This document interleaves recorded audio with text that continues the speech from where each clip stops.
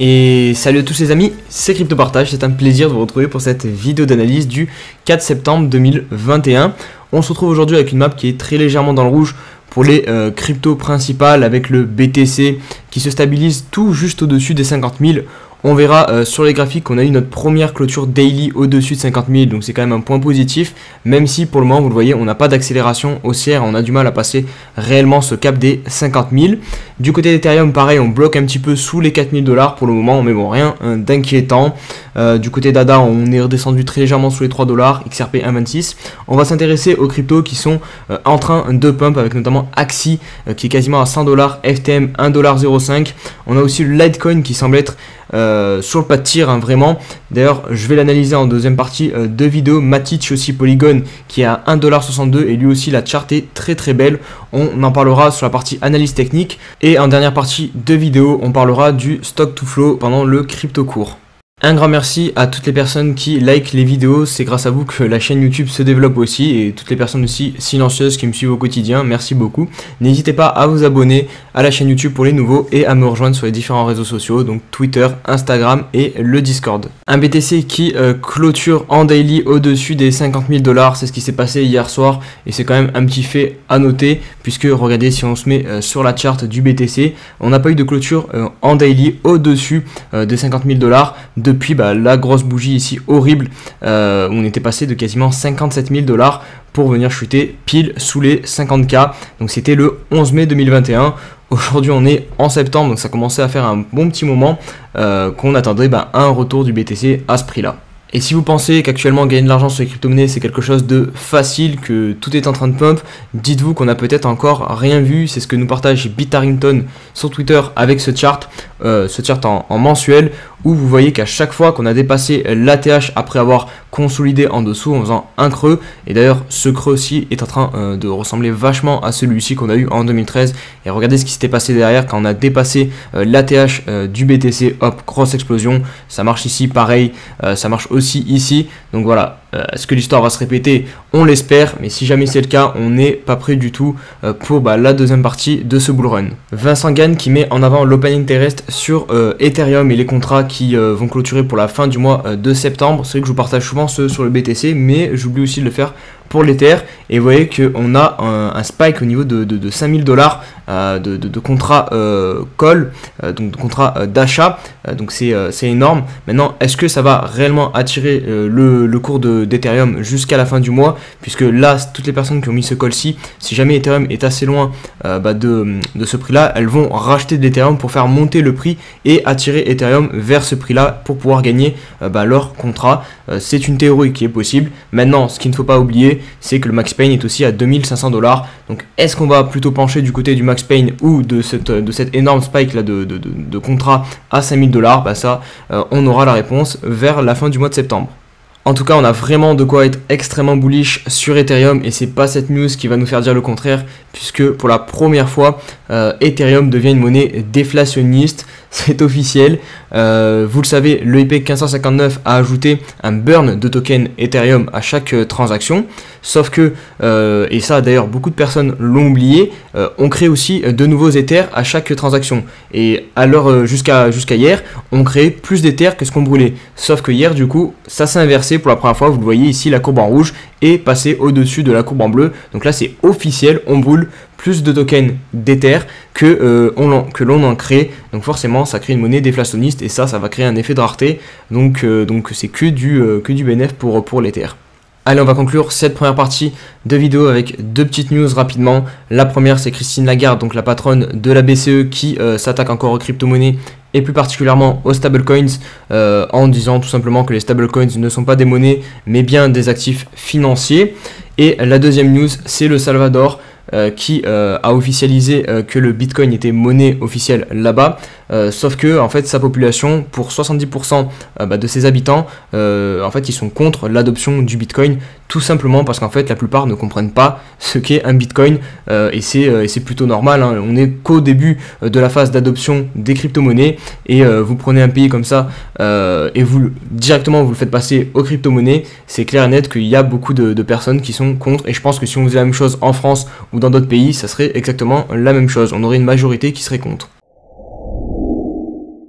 Allez, on se retrouve sur le graphique du BTC en 4 heures pour débuter, pour constater que le BTC monte tranquillement. Là, on est en train de s'installer tout juste au-dessus des 50 000 $, donc ça c'est quand même positif. Mais maintenant, il faut faire gaffe, on n'est pas réellement sorti de toutes ces zones-ci et on pourrait même transformer cette zone-ci en une espèce de range. Regardez, on met un plafond ici, hop, vous allez voir, et ça fait un range parfait entre 50 000 $ et 47 000 $. Donc attention, en plus de ça, le RSI est pas top, hein. Vous voyez ici, on a un double top, on peut aussi voir une divergence, hein. Ici le cours monte, le RSI ne monte pas, donc ça c'est un petit signal plutôt bear. Mais bon, tant qu'on ne perd pas la EMA 21, vous voyez qu'elle suit parfaitement le cours, il n'y a pas de quoi, voilà, de quoi s'inquiéter.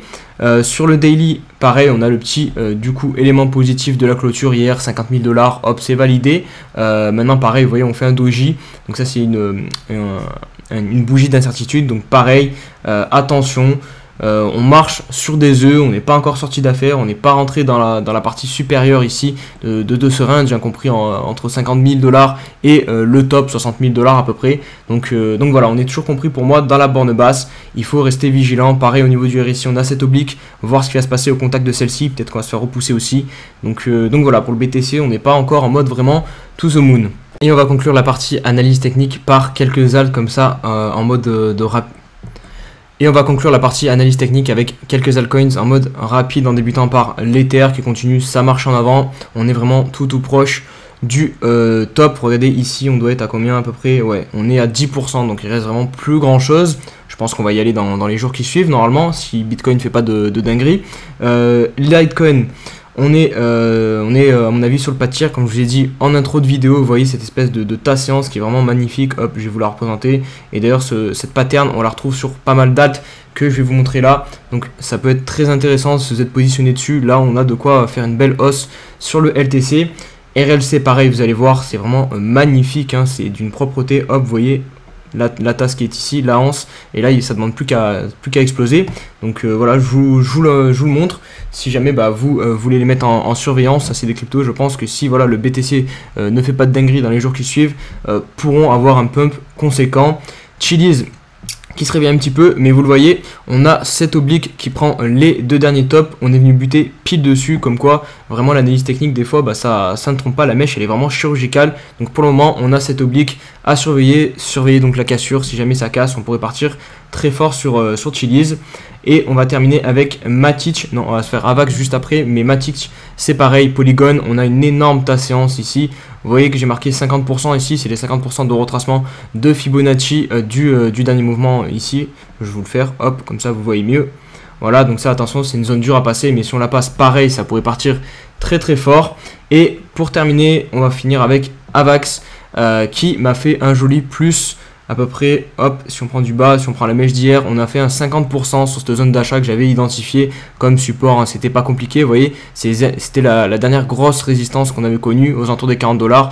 Ici on l'avait franchi directement, on est venu faire un pullback parfait. Donc ici après voilà, on n'est pas reparti faire un ATH, mais déjà si vous avez pris un petit 50% depuis ce point bas des 40 $ ici, c'est quand même pas mal, enfin c'est non négligeable.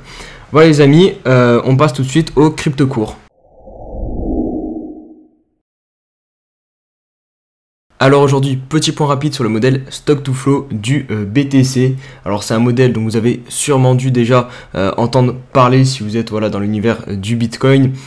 Il a été popularisé par le célèbre Tweetos Plan B. C'est un investisseur néerlandais qui est resté anonyme jusqu'à maintenant. Donc d'ailleurs je vous recommande de le suivre parce qu'il publie régulièrement du très bon contenu sur le BTC. Alors cette ligne bleue que vous voyez à l'écran du modèle Stock to Flow qui suit parfaitement la courbe du BTC depuis sa création, on va voir comment elle a été créée. Alors la première chose à savoir, c'est que Plan B n'a pas inventé cette méthode de calcul. En effet, il s'est inspiré du Stock to Flow qui existait déjà sur certains actifs comme les métaux par exemple. La formule qui permet de calculer le ratio stock to flow, elle est assez simple en fait à comprendre. C'est la quantité d'une ressource détenue dans les réserves divisée par la quantité qu'elle est produite annuellement. Donc en gros, si on prend l'or, on estime la quantité d'or présente sur Terre à environ 190 000 tonnes. Donc c'est le stock ça. Et on sort environ 3000 tonnes par an d'or. Donc ça c'est le flux. Donc ça fait un ratio de 59, ce qui nous indique en gros que il faudrait 59 années pour extraire tout l'or connu actuellement. Maintenant voilà, je pense que vous comprenez pourquoi le modèle va s'appliquer aussi sur le BTC, car pour le BTC, on connaît aussi le stock parfaitement. En plus, là pour le coup, il n'y aura pas de surprise. On sait que c'est 21 millions de BTC maximum et on connaît aussi à peu près le nombre de BTC minés par an. A noter que pour que le stock to flow soit pertinent, il faut que l'actif ait une certaine rareté de base, sinon voilà, ça va pas fonctionner, ça sera pas pertinent. Donc voilà pour ce graphique, j'ai essayé de résumer ça assez simplement, histoire que vous ayez les grandes lignes de son mode de fonctionnement quand vous allez voir passer ce graphique. Maintenant voilà, vous pourrez le comprendre un petit peu mieux. Qu'est-ce que je pourrais rajouter? Vous décrire rapidement les courbes. Donc vous voyez la courbe ici, c'est celle du BTC, donc elle suit le prix du BTC. Vous voyez 50 000 $, c'est l'endroit où on est à peu près actuellement. En bleu, c'est le stock to flow, et vous voyez le stock to flow annonce en fin d'année un BTC aux alentours de 100 000 $, et encore mieux un BTC aux alentours des années 2025-2026 à plus d'1 million de dollars. Voilà, ça c'est pour vous faire rêver un petit peu. Après, je vais terminer en vous donnant les petites limites de ce modèle parce que il y en a évidemment, sinon ça serait beaucoup trop simple. Donc les limites, c'est tout simplement les potentiels changements majeurs de notre système financier. Hein. Si demain il devait y avoir, je sais pas, un gros crash ou une grosse catastrophe sur notre planète, évidemment, je pense que ce modèle tomberait un petit peu à l'eau. Par exemple, que se passerait-il si le Bitcoin devenait la monnaie la plus utilisée dans le monde? Ça aussi, on peut y penser peut-être. Et je pense que le modèle ne suivrait pas la ligne bleue que vous voyez ici du stock to flow.